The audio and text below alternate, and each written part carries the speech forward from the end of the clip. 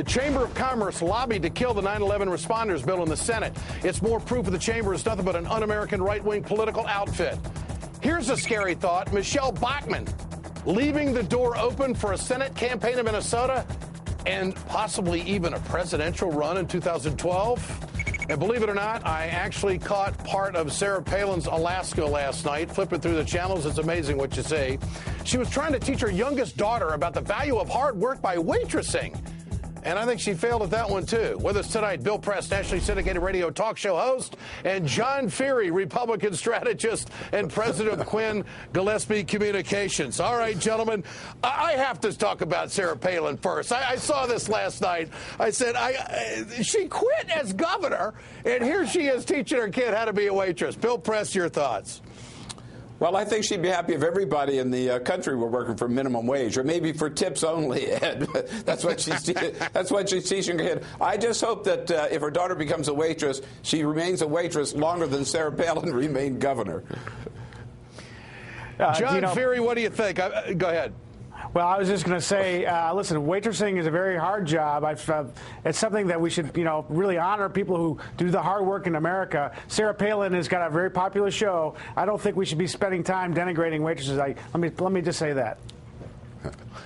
I don't think she's denigrating waitressing. No. I think what she's doing is trying to show the American people that she's just like them, but she acts like nobody else has had a tough job. And, of course, she wanted everybody to know that she was a waitress way back when. I mean, this whole series, Bill Press, is all about her setting the table, know who I am, I'm running for president. What do you think?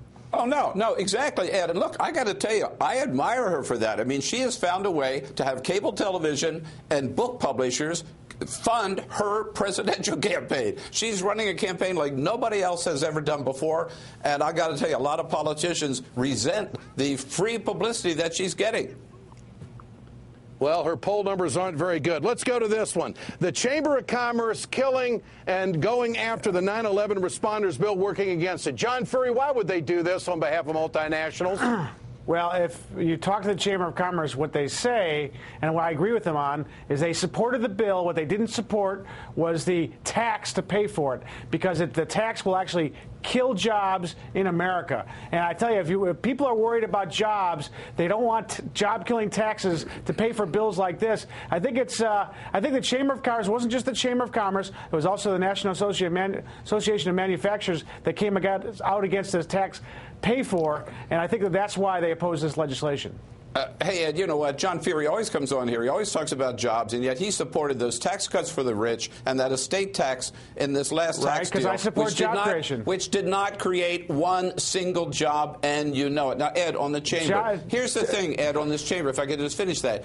I wondered why the Republicans were opposing this, because, I mean, these guys are heroes. They ought to get the health care they deserve, and now we find out they're opposing it because of this tax loophole that foreign companies, not American companies, foreign companies are taking advantage of to take away jobs from Americans and American companies. The chamber is fronting for foreign corporations here, and I think as Americans we have a right to know what countries are paying the chamber, John, what about and what companies are. Why is it that for every piece of legislation, the Democrats have to come up with some job-killing tax increase? This is what they do on piece of legislation after piece of legislation. And I tell you that the fact of the matter is that we got to stop with the tax increases. We got to stop with that if we want to create jobs in this country. Hey, John, giving foreign companies a tax loophole is not creating jobs in this country.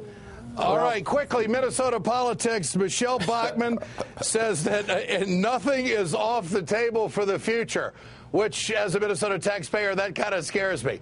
How would she do against Amy Klobuchar, John Feary? What do you think?